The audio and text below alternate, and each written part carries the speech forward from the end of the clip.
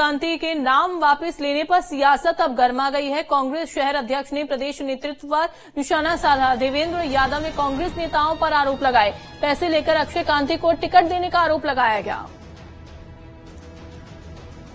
तो देवेंद्र यादव ने कांग्रेस नेताओं पर आरोप लगाए हैं। अब सियासत देखिए लगातार गर्माती जा रही है। अक्षय कांति के नाम वापस लेने पर सियासत गर्मा गई है। जो कि आपको बता दें, जो कि अक्षय कांति बम उन्होंने अपना नाम वापस ले लिया है। नामांकन फॉर्म वापस लेने के लिए वो गए और अब इस पर सियासत होना लाजमी है, जिस पर कांग्रेस शहर अध्यक्ष ने प्रदेश नेतृत्व पर निशाना साधा। सचिन हमारे साथ जुड़ गए हैं। सचिन, जाहिर सी बात थी कि जैसे ही अक्षय कांति बम ने नाम वापस लिया, सियासत होना लाजमी है। तमाम बयान सामने आ रहे हैं। अब यहां पर कांग्रेस शहर अध्यक्ष ने ही प्रदेश नेतृत्व पर निशाना साध दिया है। जी बिल्कुल, जो कांग्रेस के जो कार्यकारी अध्यक्ष हैं इंदौर शहर के देवेंद्र यादव, वह कलेक्टर कार्यालय पहुंचे थे और उन लोगों ने और उनके साथ कुछ कार्यकर्ता थे और उन्होंने जमकर कांग्रेस पर भड़ास निकाली। उनका यही कहना था कि बोले ये जब हम जैसे जमीनी कार्यकर्ता यहाँ पे टिकट मांगते हैं तो हमको पार्टी टिकट नहीं देती है। उसके अलावा कई प्रकार के इल्जाम भी लगाए, साथ में पैसे के लेन देन का भी कार्यकारिणी अध्यक्ष ने आरोप लगाया, क्योंकि वह भी टिकट इंदौर से कांग्रेस के तरफ से वह लोकसभा चुनाव लड़ने के लिए टिकट की मांग कर रहे थे।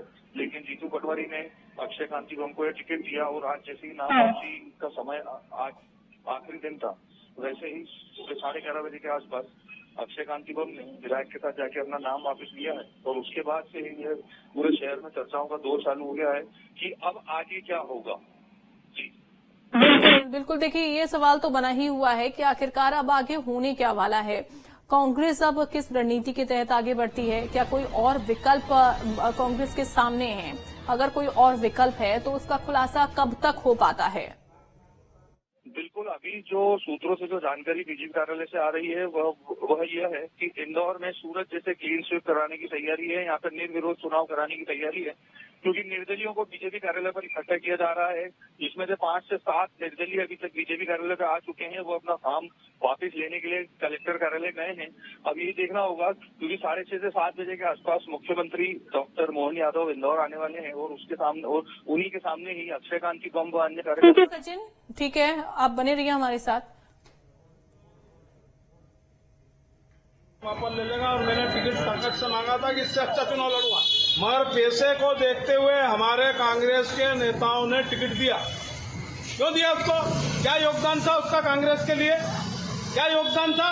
कौन सा उसने संघर्ष करा कांग्रेस के लिए जो आपने उठाकर उसको टिकट दे दिया? क्यों दिया?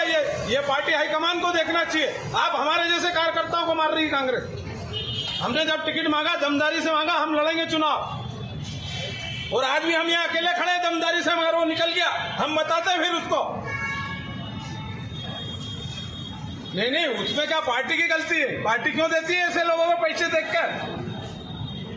बस पैसे दो, टिकट पैसे से दो। तुम पैसा देख के टिकट देते हो, काम का आधार नहीं बनाते हो। सोचना चाहिए था। और मैंने बोला मैं लड़ूंगा चुनाव, ताकत से लड़ूंगा। पैसे की बात मत करो। आम कार्यकर्ता काम करेगा मेरे लिए, ताकत से हर गली मोहल्ले में निकलेगा कांग्रेस का कार्यकर्ता। क्या मालूम कहाँ है? मैं तो कलेक्टर में हूँ यहाँ पे। मैं पहुंचा, मेरे को खबर लगी, मेरे को खबर थी, मगर वो उसके पहले निकल गया। क्यों देते हो? अरे आप पैसे वालों पे क्यों विश्वास करते हो? और रामकिशोर शुक्ला बोले मैं तो मिलके लड़ा था वहां से।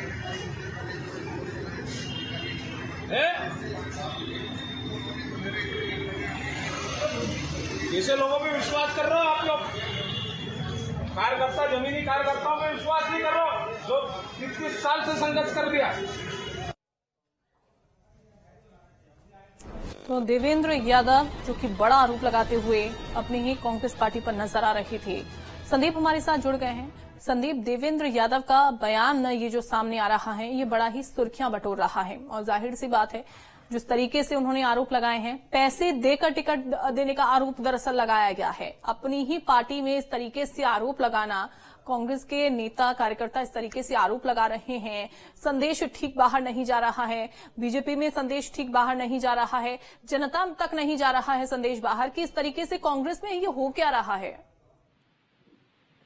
देखिए, कांग्रेस में उम्मीद तो ये की जा रही थी कि अक्षय कांति बम वाले कांड के बाद में शायद कांग्रेस एकजुटता दिखाएगी, कुछ मिलजुल कर काम करेगी और बीजेपी को अभी भी चुनौती देने का प्रयास करेगी और ये साबित करने की कोशिश करी थी कि वो मैदान में अभी कायम है। लेकिन इस तरह से कांग्रेस के अंदर बयान सामने आना और इस तरह के आरोप लगाया जाना, ये कांग्रेस की इंटरनल पॉलिटिक्स को के बारे में संकेत देता है कि आखिर क्या चल रहा है। कांग्रेस हताश, निराश और एक दूसरे पर आरोप लगाने की रणनीति पर आ गई है। अब तो नतीजा निकाला जा सकता है कि कांग्रेस की हालत क्या है। जिस तरह से इंदौर में माहौल बना हुआ है अभी और सूरत को एक बार फिर से दोहराने की कोशिश इंदौर में की जा रही है, बीजेपी एकजुटता का प्रदर्शन कर रही है और कांग्रेस में इस तरह के बयान सामने आ रहे हैं, तो ये अपने आप में चौंकाता है कि कांग्रेस शायद पहले से ही एकजुट नहीं थी। और ये बिल्कुल बिल्कुल संदीप, देखिए यहाँ पर चूंकि जीतू पटवारी के बिल्कुल करीबी इनको बताया जाता है, अक्षय कांति बम को, उनकी कह सकते हैं कि उनकी सिफारिश पर ही टिकट जो है, चूंकि उन्होंने नाम जो है वो सजेस्ट किया था। अब ऐसे में नाम सजेस्ट वो करते हैं, पैसे देने का आरोप कोई और लगाता है, पार्टी आला कमान पर आरोप लगाए जाते हैं, तो जब टिकट का बंटवारा होता है उस दौरान तमाम मीटिंग्स होती हैं, तमाम मीटिंग्स के दौरान ये फैसले लिए जाते हैं, तो क्या इस पर विचार विमर्श नहीं किया गया था, क्योंकि वो तो युवा चेहरा है? देखिए, विचार विमर्श के बाद ही टिकट दिया गया है, नाम किसी ने भी सुझाया हो। जैसे अक्षय कांति बम जीतू पटवारी के समर्थक कहे जाते हैं और उन्हीं के प्रतिनिधि के तौर पर चुनाव लड़ रहे थे और इस इंदौर में तो ये भी कहा जा रहा था कि पर्दे के पीछे जीतू पटवारी ही चुनाव लड़ रहे हैं। लेकिन ये जो बयान है ये बता रहा है कि एक जो चुनाव लड़ने की जो रणनीति है इसमें भी कहीं खोट था। कांग्रेस एकजुट नहीं थी।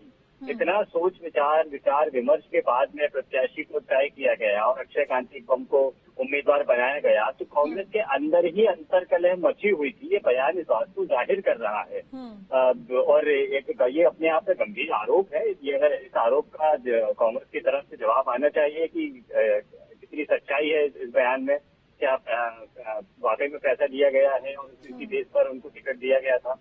अक्षय कांति बम भी इस स्थिति को क्लियर कर सकते हैं कि आखिर क्या वजह रही कि उन्होंने बीजेपी ज्वाइन की और क्या राकेश देवेंद्र यादव के बयान में कितनी दम है, कितनी सच्चाई है।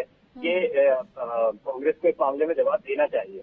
दूसरी तरफ ये एक बात जरूर सामने आ गई है कि एकजुटता कांग्रेस में नहीं थी, अंदर ही अंदर कलह मची हुई थी। बिल्कुल बिल्कुल, और जब अपनी ही पार्टी के नेताओं को पार्टी खुश नहीं कर पाई तो चुनावी मैदान में उतरना, और वो भी इस रणनीति के तहत कि हम पूरी की पूरी सीटें अपने नाम कर लेंगे, ये कहीं ना कहीं बयान भी जो तरीके से दिया जाता है मीडिया के सामने, उसमें भी कहीं ना कहीं जल्दबाजी लगती है, क्योंकि वो अपनी ही पार्टी में लोगों को एकजुट करने का काम कर ही नहीं पाए हैं।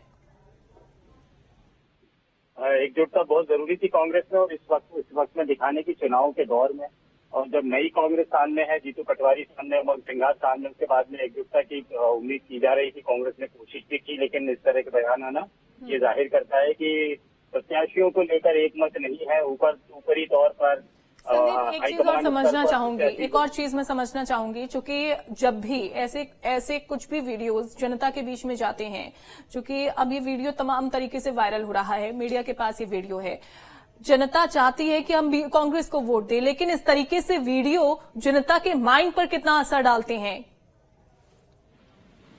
देखिए, माइंड पर तो असर डालेंगे। ये घटनाक्रम है प्रत्याशी का बीजेपी में अचानक से चला जाना, पहले कांग्रेस के प्रति निष्ठा, उसके बाद फिर अब बीजेपी के प्रति अचानक बदली हुई निष्ठा। ये बात पर भी जनता विचार करेगी, जनता को फैसला लेना है अभी। लेकिन एक माहौल ये भी जाता है कि यदि एक राजनीतिक दल मजबूत है तो दूसरा उसके मुकाबले में उतना मजबूत है या नहीं है। ये सारी साइकोलॉजी है जो मतदाताओं पर इफेक्ट डालती है। मतदाताओं को इस बारे में फैसला लेना है। अभी घटनाक्रम और होना बाकी है। बीजेपी इसका जो अंतिम जो दांव है वो बीजेपी को खेलना है। अभी तो रणनीति चल ही रही है, राजनीतिक चालों का इस्तेमाल हो ही रहा है। इंदौर में भी शाम तक का वक्त है और इसके बाद में देखना इंदौर में तस्वीर किस तरह की आती है। और आखिरी चाल में बीजेपी चल लेगी तब उसके बाद में जरूर जो ये कहा जा रहा है कि बीजेपी दबाव डाल रही है या अभी भी लुभावने भाजपा प्रत्याशियों को कर रही है, प्रत्याशियों को अपनी तरफ खींचने की कोशिश कर रही है, ये इन सारी चीजों का जवाब बिल्कुल, एक तरफ तो देखिए छिंदवाड़ा में बड़ा झटका कांग्रेस को लगता है। अब चुनाव के दौरान जब चुनाव चल रहे हैं, 2 फेज का ऑलरेडी चुनाव हो चुका है, वोटिंग हो चुकी है, तो अब बड़ा झटका इंदौर से लग जाता है कांग्रेस को। हालांकि अब आगे किस रणनीति के तहत काम करती है कांग्रेस, क्या कोई और विकल्प अब कांग्रेस निकाल कर लाती है सामने, वो देखना होगा। बहुत शुक्रिया फिलहाल आपका। यहां ब्रेक के लिए रुकेंगे।